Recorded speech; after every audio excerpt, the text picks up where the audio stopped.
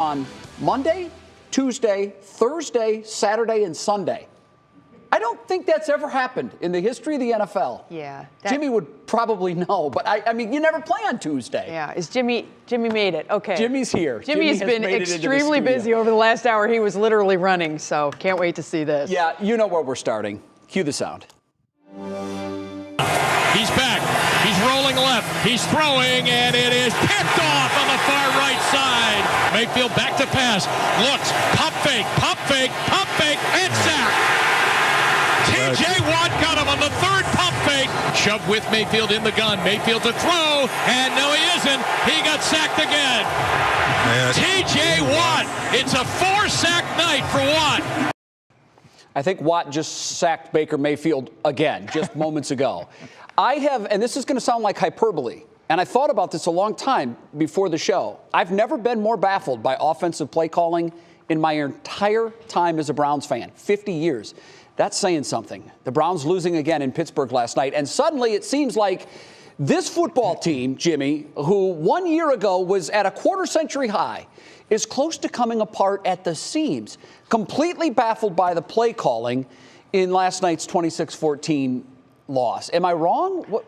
No, I mean, the play calling really, I think it even stretches pretty much through the season, but certainly in the last month or so, and definitely on Christmas Day in that game against the Green Bay Packers when the Browns seemed to be on the verge of pulling off a great win, and they had bizarre play calling after Nick Chubb had run them down the field, and then they started to go pass happy, and the next thing you know, there was an interception. And then we went into last night. Nick Chubb rips off a 32-yard run there deep in Steelers territory, and then the weird series of play calls happened once again. It has not been a strong year for Kevin Stefanski calling those plays off that sheet in front of him. But today, we talk about really emotion and an upcoming surgery. Kevin Stefanski announced today that Baker Mayfield will not play in the finale coming up Sunday at First Energy Stadium to end the year against the Cincinnati Bengals. This came out last night in the post-game press conference held by the quarterback, Baker Mayfield. And as his press conference went on, more and more emotion came out about his discontent about play calling last night, about his own safety in the pocket. He had been sacked 9 times, and how he wanted to get that surgery done. He was going to meet with his family. Now, remember, teams usually decide that. Baker only talked about the decision coming from his family. Kevin Stefanski made it sort of official today. Ultimately, I'm frustrated for Baker not to be able to finish the season and those type of things. But anything past that, I'll kind of wait to discuss. It has been a brutal year for Mayfield, coming off a great year last year. Number one, he didn't get the long-term contract that we all thought he might get in July. Number two, the injury started. Second game of the season, the torn labrum. And then the injuries kept coming and coming. His insistence to keep playing through those injuries, and the Browns let him do it. And yet, physically, it just didn't seem like he could get it done. And then it all spilled over last night when he took a beating when they played a rookie right tackle, James Hudson, over T.J. Watt and gave him virtually no help at all, and thus 9 sacks, 4 of them coming from Watt. Here's Mayfield after the game. I've continued to lay it out on the line when I haven't been healthy and tried to fight for our guys. And right now, I'm pretty damn beat up, to be honest with you. There's no way around it. I gave it everything I had tonight. Well, there's no doubt about that, and he really doesn't have to constantly come back and tell us what a tough guy he is. But I think he's a bit in a quandary right now. He needs to know, where is the organization with me, and where am I with the organization? Now, some other Browns news today, and this one hits me in the heart. My partner in the Browns radio broadcast booth for 23 wonderful years, Doug Dieken, has announced his retirement. It will come after Sunday's game against the Bengals. Do you believe this? He has been with the Browns organization for 51 years, 14 as a player, and then stepping right off the playing field into the broadcast booth. And so I will say this. For 23 years, I had the honor of saying, I'm Jim Donovan, and alongside me is my partner, Doug Dieken.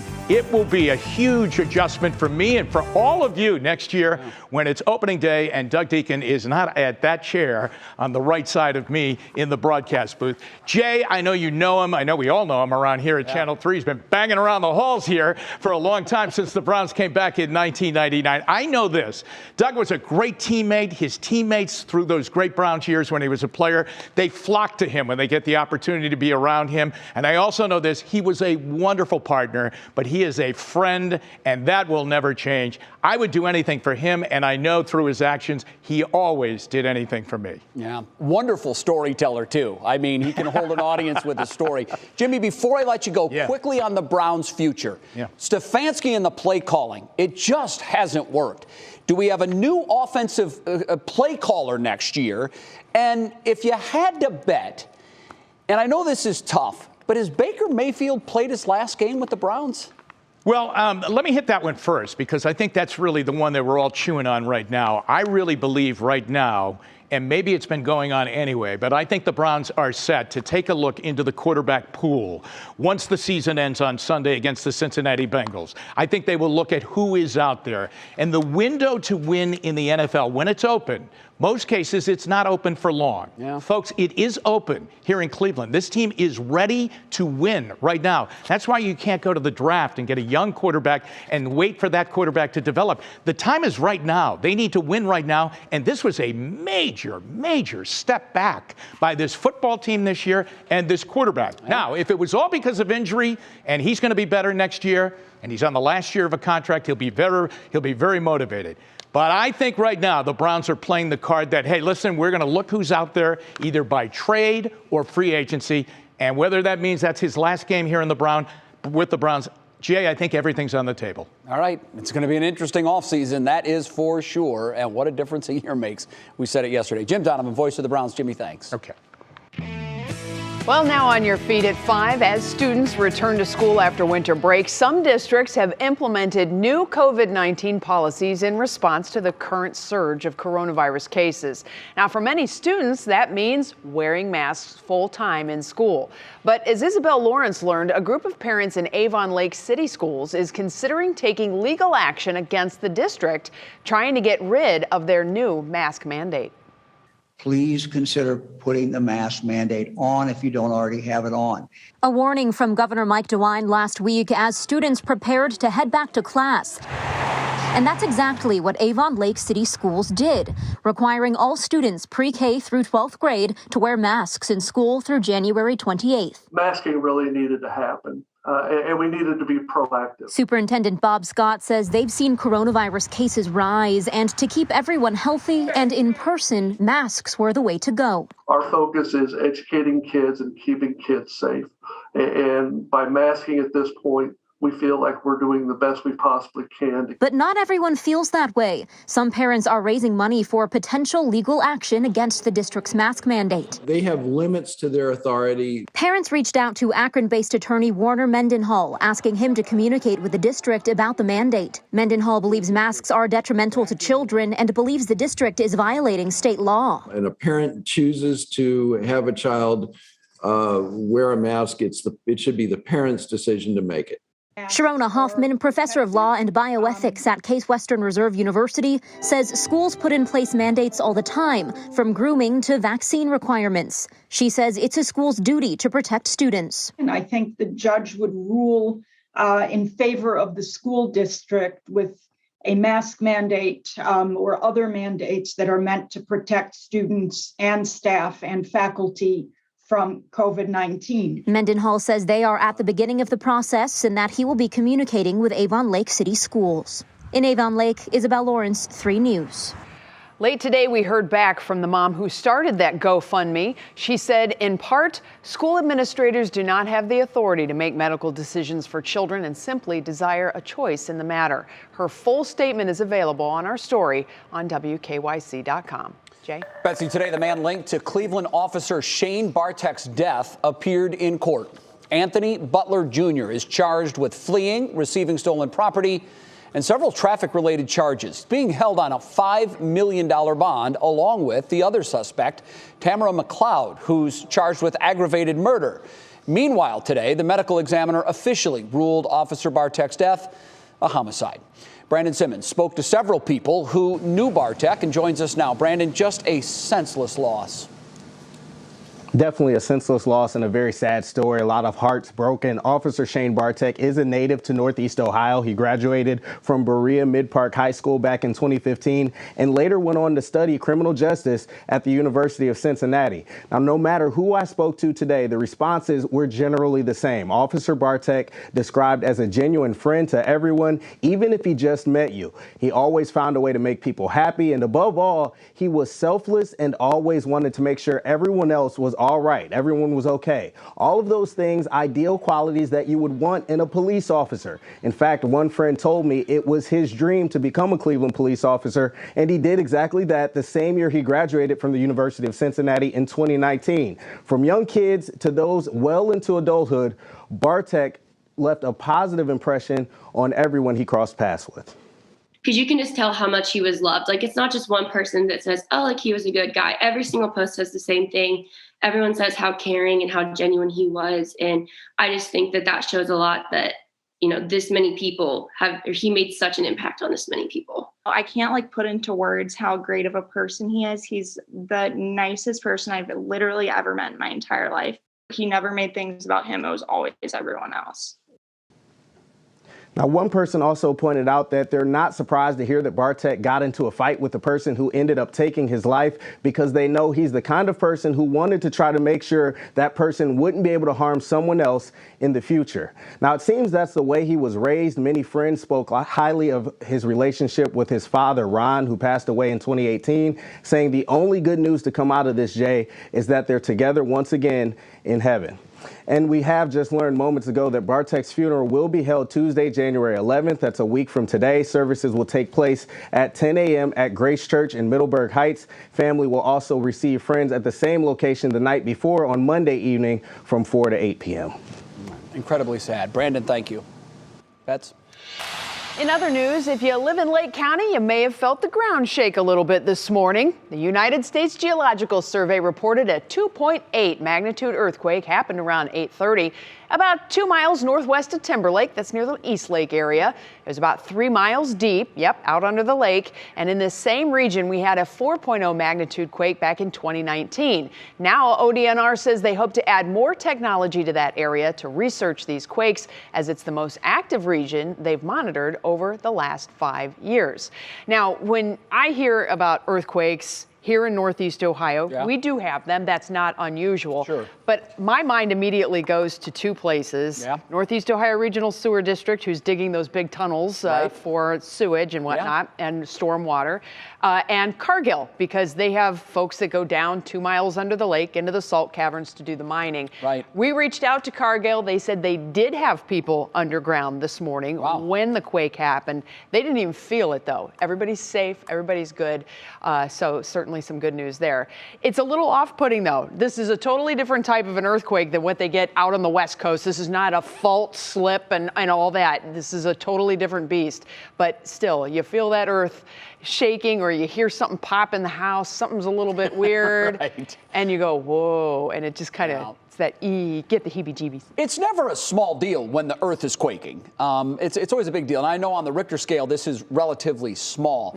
But before the show, I had said, Bets, are we on a fault line or what? Because I know that from time to time we have them. So it's not fault line based. What's causing this? There's a lot of very complicated science that goes into it. I quite honestly am not a geologist, and I don't know exactly. I know there's something to do with magnetic fault lines that are in the area. It's something in our bedrock that we have. I liken it to, your usual pops and stuff that you got going on in your back and your hips and your knees. Which I'm getting more and more lately. I don't know what you're talking about. But it's an adjustment. There's always adjustments going on as our Earth is always moving and changing. So maybe we can get some more information. We're just glad everyone's safe. I mean, that's the big thing. All right. Still ahead for us here on What's New. A big announcement with tech companies AT&T, and Verizon. What's being done ahead of their new 5G wireless service? That's coming up in our Tech Tuesday report. And later, former Cavs player Tristan Thompson in some hot water with Khloe Kardashian. It's not the first time we've uttered those words. He's also in trouble with some others. We're going to tell you the huge personal news that he released about fathering another child. And we've been talking about the lithosphere, which of course is below ground, Matt. We'll let you explain the whole earthquake situation in just a little bit. But first, an update on the weather. Yeah, I'm going to need some extra time for weather if that's okay. It was so nice to see the sunshine today. Northeast Ohio was a little chilly, but, warmer than yesterday. But we've got another system moving in. You're already starting to feel the effects tonight. Clouds will be on the increase. Wind will be picking up. We've got a wind advisory tomorrow for some of us. We'll detail that and some snow on the way coming up.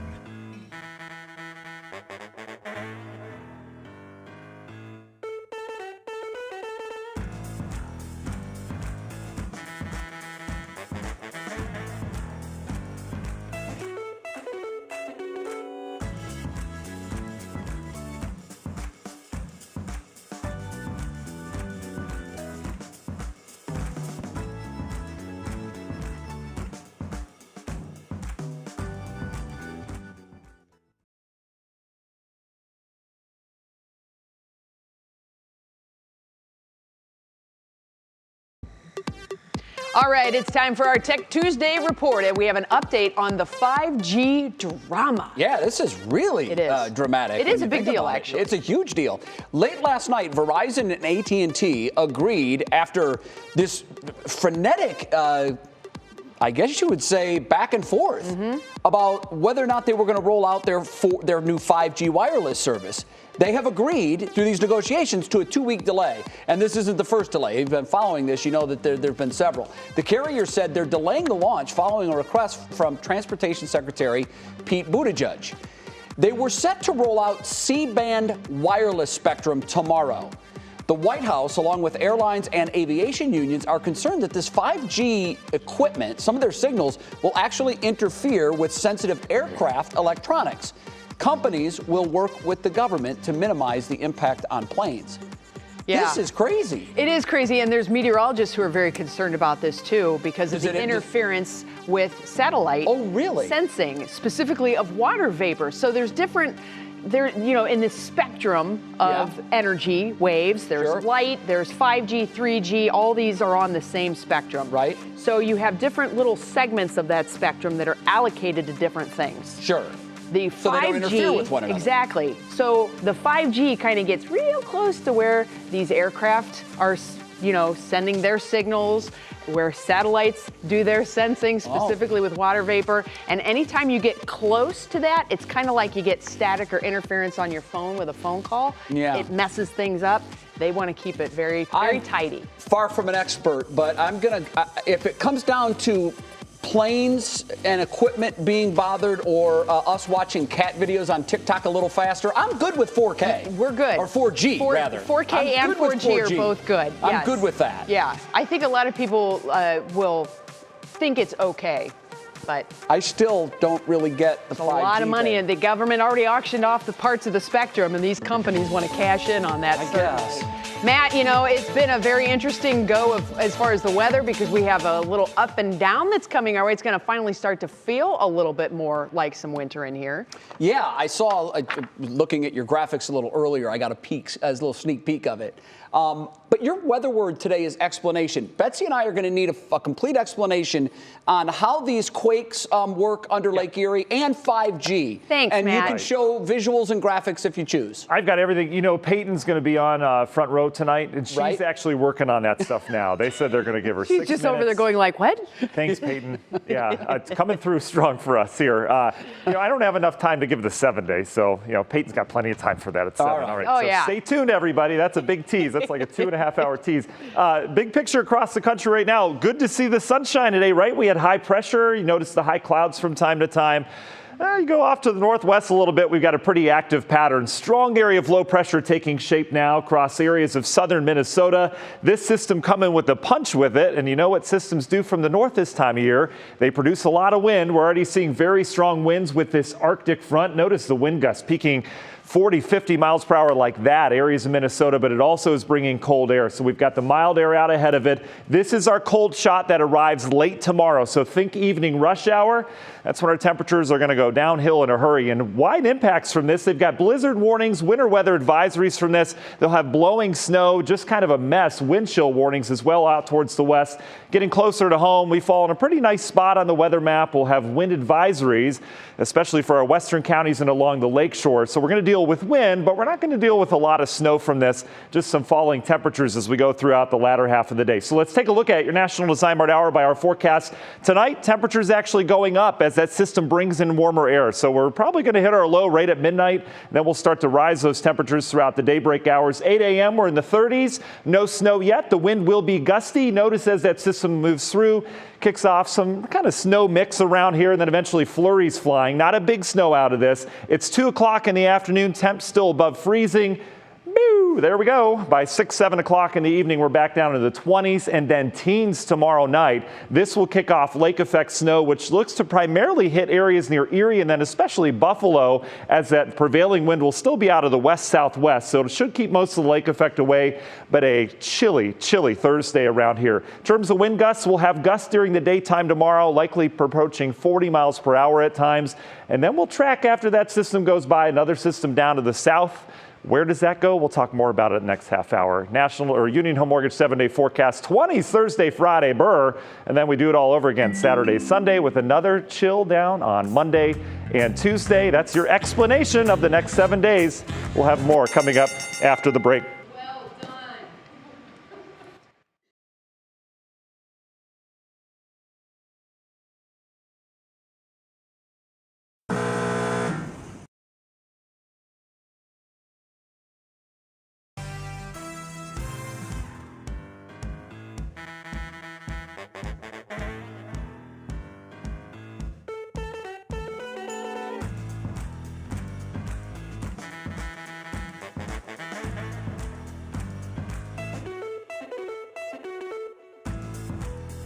Hey Matt, we're talking all things Tristan Thompson because he's a bad guy.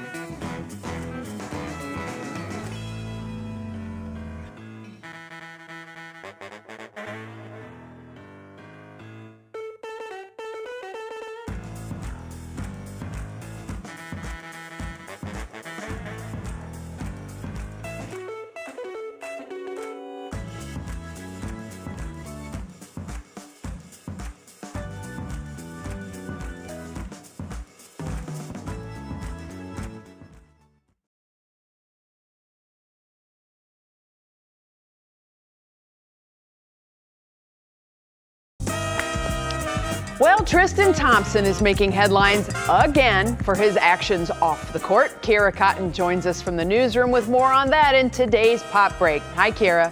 Hi, Betsy. You know, poor Chloe. Hopefully this time she's learned her lesson because the NBA player just can't seem to get things right in his personal life. Yesterday, in a story posted to his Instagram, Tristan Thompson confirmed that he did indeed father a child with fitness model Mara Lee Nichols.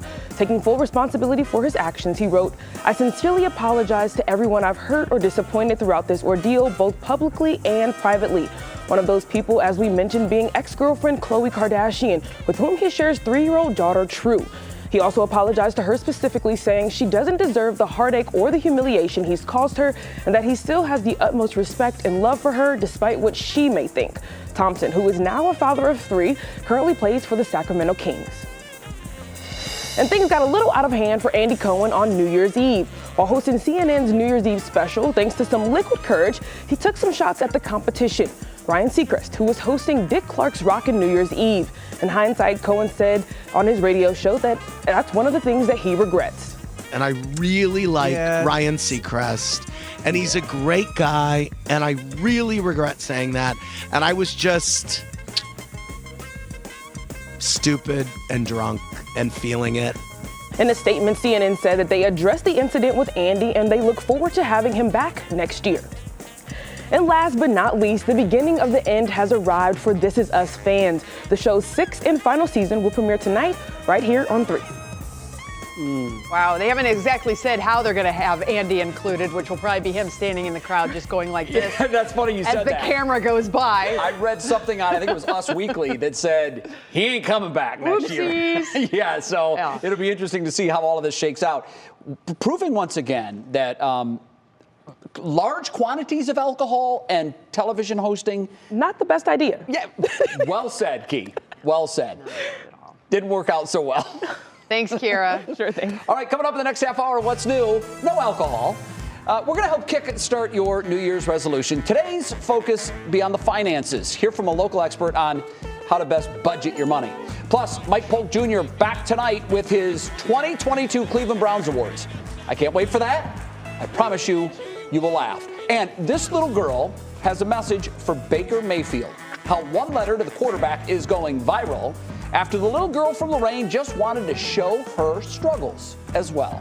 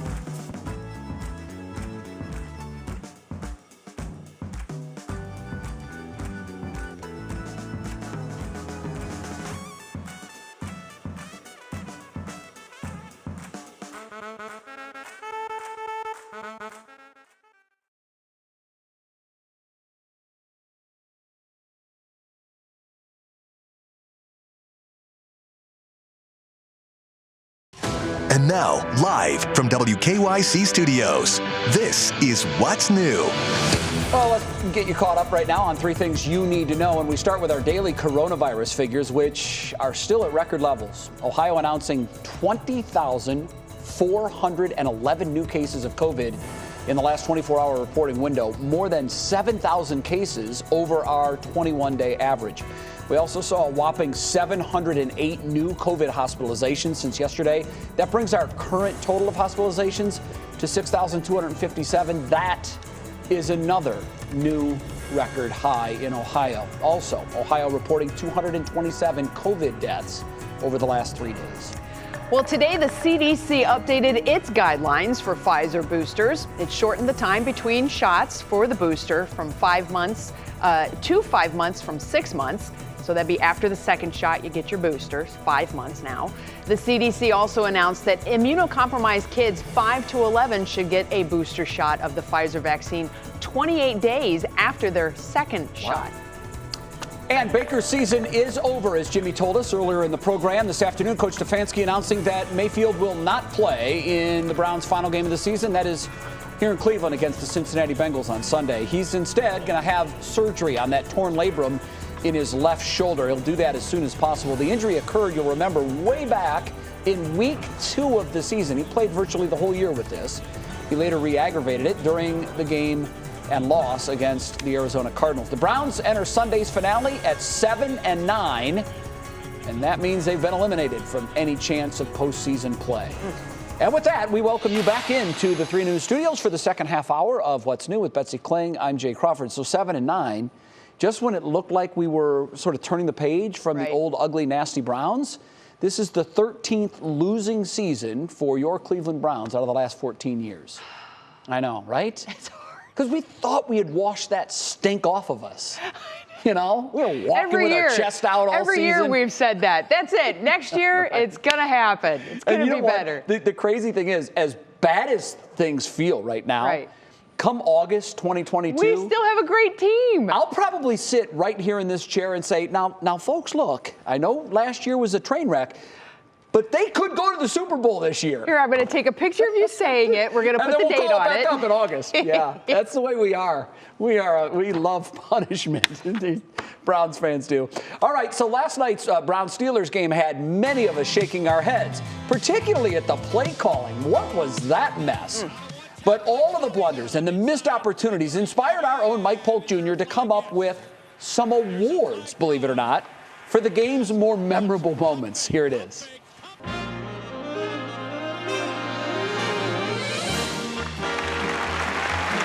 Thank you, and welcome to the 2022 Cleveland Browns Awards, a commemoration of some of the most notable milestones the Browns have achieved thus far in the new year. Now, we've obviously only had the one game so far in 2022, but fortunately, it provided plenty of award-worthy moments. So let's begin. The most mysteriously well-rested award goes to Nick Chubb. Chubb had only 4 carries in the first half against one of the worst run defenses in the NFL for some reason. Why? Was he injured? Did Ernest Johnson somehow become better than him in a week? We don't know and likely never will. But congrats to Nick on all of that baffling sideline chill time. Hope it was relaxing.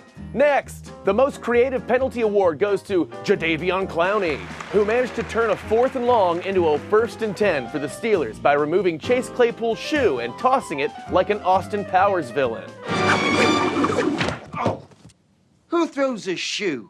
Honestly. The Steelers scored just 3 plays later. Congratulations to Mr. Clowney for finding a creative and fascinating new way to hurt my team. You guys never run out of ideas. Next! And now it's time for the induction of this year's Browns team slogan, tough, smart, and accountable, into the terrible and/or ironic Browns Mantras Hall of Fame, where it will take its rightful place next to Welcome to the Hard Land of America and Play Like a Brown. A well-deserved dishonor. Next, the Remarkable Consistency Award goes to none other than Baker Mayfield, who at one point in the first half threw 10 straight incompletions.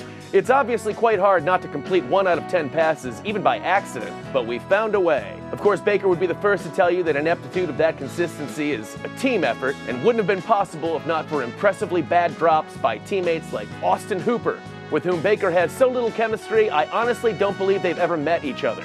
Next, the Valuable Life Lesson Award goes to rookie offensive lineman James Hudson, who was a major contributor to the Steelers' 9 sacks on our already badly injured quarterback. Hudson himself spent more time on the ground than yard mulch last night, proving that he still has a lot to learn about his job, which is essentially just getting in people's way. And finally, the perfect summation of the season award goes to punter Dustin Colquitt, who somehow managed to injure himself while doing the only thing that is his job, punting a football. If this Browns season could be represented by just one 2022 Browns football play, it is inarguably that one. Congratulations, and I'm sorry, to all of our winners. I know that the new year has just begun, but if this is any indication of what we have to look forward to from the Browns in 2022, we're in for a stimulating year. Good night, everyone, and go Browns! Ah, the Cleveland shade that we love so much. He never disappoints. No. He absolutely brings it every time. As I'm watching the game, I've done this throughout the year, I tend to think ahead to Polk's Browns pieces the next day, and I'm literally thinking, wow, what is he going to do with this mess? There's just so much material. Yeah. And he bottled it all up in a 2.5-minute nice, neat package, and there it is. By the way, I'd like to give Mike an award of our own here on What's New. He has the most diverse wardrobe of any 3 News talent. Yes. I think that's safe to say. There's a budget for that, I'm sure. Yeah. And he's probably over budget. It's in the tens of dollars. Yes. I've gone shopping with Mike. Yes. Let me tell you. You think you're thrifty? Uh-huh. No. He's next level. Yeah, he is next level. He definitely is. He is next level. I just wonder who remembers a singular, tiny part of Austin Powers. Like, who goes, he threw a shoe? Yeah. Like that scene in Austin Powers, that movie that came out, 10 years ago or something? Yeah, you know who does it? It's Mike Polk. And it was like 20 years ago. Was it? The guy's got, yeah. I got no concept of it. Yeah, it was in the 90s, believe it or not. I've got a column up on WKYC.com and on the 3 News app about just the mind-boggling state of our play calling. And they asked me if I would give that a little mention here. So there you go. Right. If you want to read it and you're so inclined, please enjoy. We should get Saint Sue on it because she was doing some choice words. That's right, Saint Sue, throwing them down. She was very frustrated. Might lose her sainthood. Mm-hmm. Yeah. Saint. Okay. All right, a brand new season of The Bachelor premiered last night, and there's 2 ladies from Ohio on this season. Coming up, we're going to have what to expect in what may be the most dramatic season yet. Whoa, wow, okay. That's Even saying knowing something. that about Saint Sue, I still love her. Oh, so and do not so he doesn't feel left out. I love you too, Tim. And believe me, he's got even more choice words.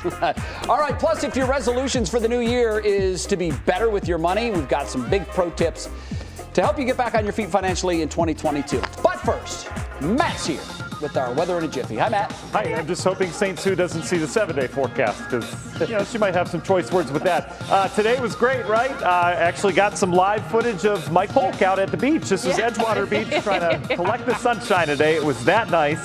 However, it's going to go away and we're going to get colder around here. That's okay. We can handle it. We've got your forecasts coming up. I could see Mike doing that. Could too. Very active.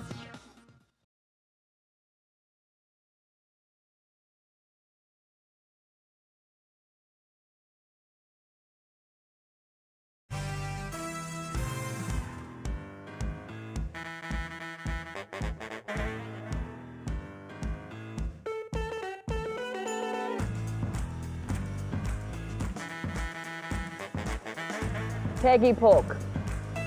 Woo! Yes, this is what's clicking in Cleveland. We're going to talk about the new season of The Bachelor. Oh yeah, Peggy Polk gets mad.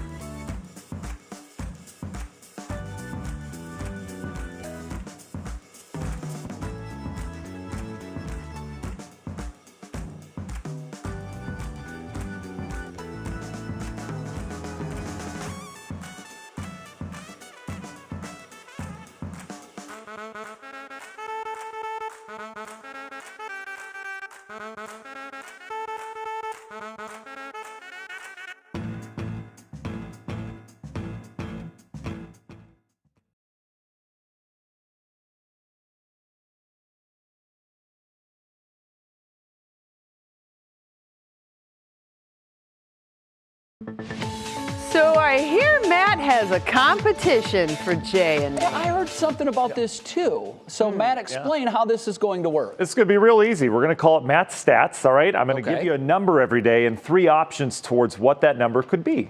Oh, okay, fascinating. super You know easy. I love numbers. Yeah, Betsy does too. We Now, all are like these numbers. weather? If they're weather-based, she's going to kill me every Mainly day. weather-based, but I'm going to mix them up so they're not. Okay. So Betsy's not an advantage to this. So. Okay. Yeah. All right. Yeah. So Good. I'm going to start off with that. We'll head over to the weather wall. I'll give you your first question. You guys can stew on this a little bit. 22. Is it the number of cloudy days in December? The coldest temperature so far this winter, or Stephanie Haney's age when she got her driver's license? Ooh. All right, think about that. We'll give the answer at the end of the weather forecast. How about that? Wow. I like this already. Factoids. I interviewed Stephanie on this too, so don't think it's not C. It's going to be C sometimes. All right, big picture across the country. We had the sunshine today. Clouds building in for that sunset, though. That's out ahead of our next weather system moving in from the west. This is a pretty potent area of low pressure that continues to develop. You can see the center of the low there heading through areas near Iowa. This is going to push east behind it. We've got strong winds. We've got pretty gusty winds out ahead of it, but this is the main push of wind coming across the Dakotas right now. And behind that gusty wind, yeah, it's frigid air. We've got some real cold air coming back into the area. You notice the widespread warnings and advisories we've got, including snow, blizzard warnings as well. And for us locally, we've got a wind advisory pretty much all day tomorrow. And the further west you are, the windier it's going to get. And along the lakeshore, we have the almost frictionless Lake Erie helping to produce those strong winds. So let's take you through what tomorrow looks like. In terms of tonight, temperature is actually going to go up. It's going to be a quiet night. Temps will rise through the 30s. Tomorrow morning, notice we're up near 40 degrees. Pretty comfortable, but it'll be windy. Here comes the front. It'll kick off some snow showers, and then we'll bring in the cold air by that evening rush hour and beyond. Temps will go from the 30s down into the 20s, and notice this by Thursday morning, we're in the teens with feels like temperatures in the single digits, so much, much colder. Thursday, lake effect snow, we'll need to keep an eye on it. Should be off towards the north as we have more of a southwesterly fetch to that wind. Wind gusts tomorrow. Here you go. These are your top gusts. 9 a.m. we're talking 30 plus, 40 plus as we go through the midday and early evening hours. Winds will start to subside on Thursday. Let's talk about Thursday. So this system goes by. Remember, we've been watching this system down to the south. Here's the latest model guidance, keeping most of that snow just south of our area. Could get some light snow down in our southern tier of counties. This will head up the eastern seaboard and produce some decent snow for them. What we'll have to watch on the backside of this is the lake effect snow that takes place on Friday. Does it squeak in here? Does it stay off towards the north? Certainly something we need to watch. So in terms of 7-day forecast brought to you by Union Home Mortgage, temp drop tomorrow. We're in the 20s Thursday and Friday. And then we do it all over again this weekend with perhaps some late day race Saturday and Sunday, another temp drop. All right, Matt's stats. Here we go. What do you guys think? Well, I counted. We had 31 cloudy days in December, so I know it's not that. And there's no way Stephanie Haney waited till she was 22 to get her driver's license. So I'm going that's the coldest temperature we've had so far this winter season. Betsy, would you agree with him? I'm going to go with Stephanie Haney's age at getting her driver's license. Yeah, you know, after an interview with Stephanie Haney, the answer is B. You're absolutely right, Jake Crawford. That is the coldest Oh my God, you were so confident. I thought you knew. Do you know how many 22s are in a weather anything? Right. 22, Yeah. 20. This is You're going to right. be really a challenge for me. I like this game, Matt Stats. Of course you like this I game. love this Try it out. game. Now, do I get a gift card or anything? Oh my. Yeah, again, Mike Polk took the budget on his Browns outfit, so there's So no we're budget. fresh out of dough. You get a knuckle sandwich. Yeah, 2023 And you like has a it. new fiscal year. So All we'll right, see. Matt, thank you. See, I knew there was no way Stephanie waited until 22 to get She her just got her first car. I mean, I know, but that's because she's lived in This is metropolitan big. areas where, That's public true. transit was. You got your driver's license 15 minutes after you turned 16, didn't you? The day after, and I was mad I had to wait, and I only had to knew wait it. because there was some reason I couldn't skip school that morning. I was really mad about it. I knew it. I knew So it. I got it on Saturday. All right. All right, here's what's clicking in Cleveland for you today. And I have to say about this first story, all I can say is, Ohio. New records released show that backwards Wright Brothers plane design flew through 15 months of design conversations. While the team debated saturation, if you've ever posted a photo on Instagram, you know how important saturation is, how the image would be centered, and whether the police could read the lettering. Reminder, 35,000 of the wrong design were made before this got caught. No comment from Greg Wyatt, the department's visual communications manager, on this one. And it is time to do an Ohio check on the latest installment of the Bachelor franchise. We have 2 Ohio ladies on this season hoping to win Clayton Eckerd's love. This is Shanae Ankney. She's 29 and she's from Sycamore, Ohio. That's a town of about 800 people, about 3 hours southwest of Cleveland. And the ladies are already calling her savage. We see her at the center of very dramatic previews for episodes to come. Lots of shouting and some tears too. She's going to be a fun one to watch. Great. And that's really ripping Ohio. Appreciate it. Our second lovely lady that we will be keeping an eye on is a fellow Bobcat. Oh yeah, 25-year-old Rachel Rakia just graduated from flight school at Ohio University. All right. She is a private pilot, and for her entrance, she brought in an adorable wing woman. This is Holly, who had 28-year-old Clayton very confused when she first stepped out of the limo. Rachel says she has worked hard to get where she is, and now she is ready to get engaged. And here's a handy thing for Rachel. She lives in Florida, but she's loyal to her stylist, so she'll always fly back to Columbus to get her hair done. What? Which I can totally appreciate. It is very hard to find a good stylist. Mad respect. Very much so. Now, honorable mention to Samantha Jeffries. She's from Cincinnati. She rolled out in a hot tub. Didn't make it past night 1, Jay and Betsy, but we'll be talking with her soon on the 3 Things to Know podcast. So we'll get more of that story. Very much looking forward to this. I think this is going to be a fun one. Now that football's wrapping up, maybe you should get into The Bachelor. There's 0% chance that happens. I want to talk more about the fact that this woman flies from Florida to Columbus every time she needs her haircut. There's a lot of people that go long distances. I would do that if I were a pilot. Hands down, I would do that. For a good stylist, Jay, I mean, it's hard.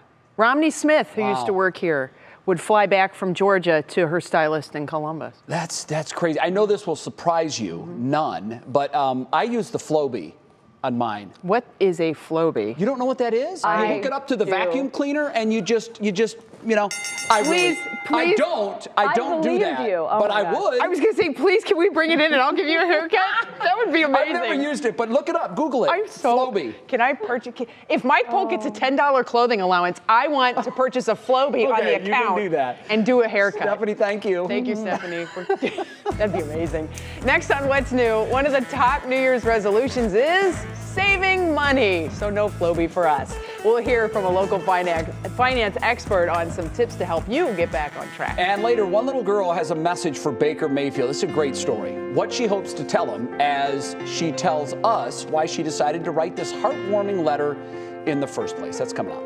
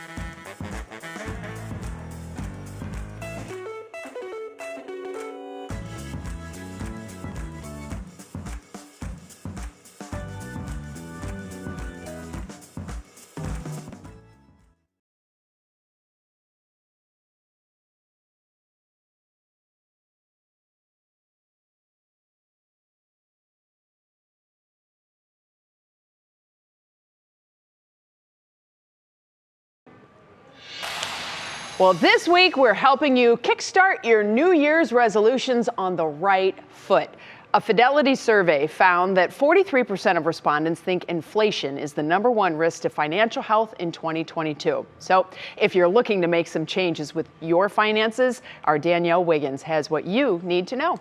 COVID-19 has taught us anything can change, including our finances. But how can we try and get ahead in the new year? Daryl Clater, a registered representative with Securities America in Twinsburg, gave us some tips, starting with a reminder that tax season is right around the corner. Last year was a tax season like I've never seen in 40 years, with so many variables that would change during the tax season. So I would encourage people, #1, to be organized. Remember, we still collected child tax credits and stimulus checks in 2021. And speaking of children, if you have a student preparing for college, consider doing the community college route first before spending money on the big universities, something Clater says is growing in popularity. I see a lot of students that are attending four-year institutions, and they're running up $100,000, $200,000 tabs on their student loans. And that's something that's going to come back to haunt them for many years. What about the housing market? We're hearing that it's improving, but enough to make 2022 a good year to buy? The mortgage rates are still relatively modest, even though the Federal Reserve says that they're going to raise interest rates a couple times next year. Interest rates are still dramatically less than they were, particularly many years ago. Danielle Wiggins, 3 News.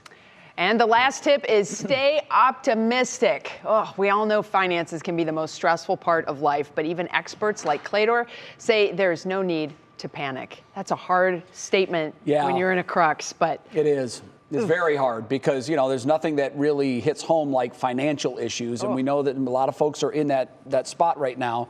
But these tips are very valid tips, and the one about the interest rates, like if you're sitting on an interest rate that's over 4 or 5%, my goodness, the amount of money you can save by refinancing, and this, I know it sounds like a commercial, it but costs money to refinance, but you got to look big picture. In short order. Got to look big picture. Yeah.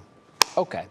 Well, next, we're hearing from one local girl. I really can't wait until we share this story with you. She decided to write a letter for Baker Mayfield. The heartwarming story and her message is our Show Us Something Good. It's next.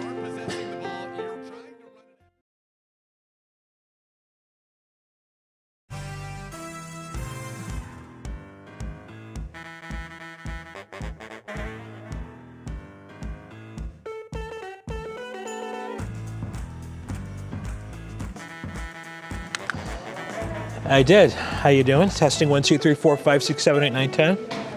Thank you. Hey, Damski, how are you?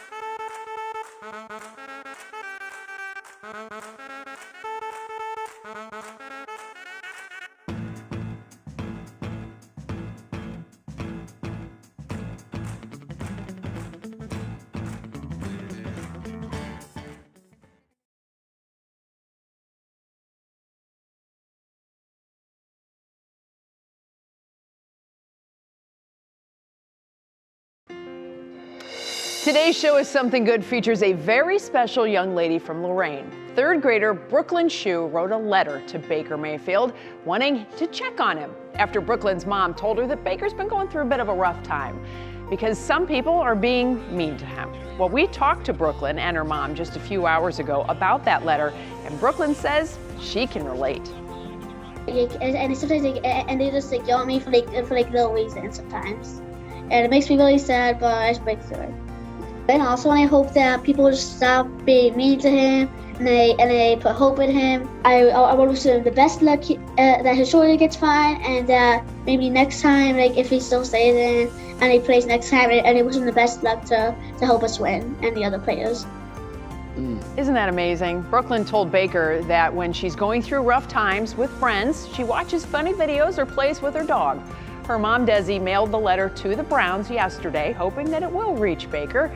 She also posted the letter on Instagram, tagging Emily Mayfield, who's Baker's wife, of course, and Emily shared it on her page. So we know she's seen it. Let's hope she shared that with Baker, too. Yeah, compassion is a lesson that we all can share. Yep. And once again, leave it to the kids. From the mouths of babes. I love it. Good job, Brooklyn. We're out of time. We're back tomorrow at 5, and we'd love to spend some more time with you then. What Matters Most with Russ and Laura starts right now. Now at 6, out. Breaking news from the Browns. Baker Mayfield has played his last game this season. The voice of the Browns, Jimmy Donovan, has the latest. Also, officer remembered. Went out doing what he loved, trying to save the world. A Cleveland police officer murdered in a carjacking being remembered tonight as we learn more about the circumstances surrounding his death. Controlling COVID. If you're vaccinated and boosted, you are highly protected. New tools and another try from the White House to get the pandemic under control and kids back in class. And on shaky ground. Some Northeast Ohio residents get quite the wake-up call. An earthquake near the lake. From the WKYC studios, this is What Matters Most. And good evening. Thanks for being with us. I'm Russ Mitchell. And I'm Laura Queso. We begin with breaking news tonight from the Cleveland Browns. We now know that quarterback Baker Mayfield's season is over. The voice of the Browns, Jimmy Donovan, is here with more. Jimmy, a busy night and a busy day as well. Absolutely, Russ and Laura, no doubt about it, as the Browns just had an awful night. I mean, an awful night in Pittsburgh last night. Like so many other nights in Pittsburgh when the Browns played the Steelers, it happened again. They were just dominated, 26-14, and the season drops to a 7-9 mark. But it was a story about the quarterback that really took over the night. Another long night, but maybe the longest night of the season, maybe of his career for Baker Mayfield. He was sacked 9 times in the game. 4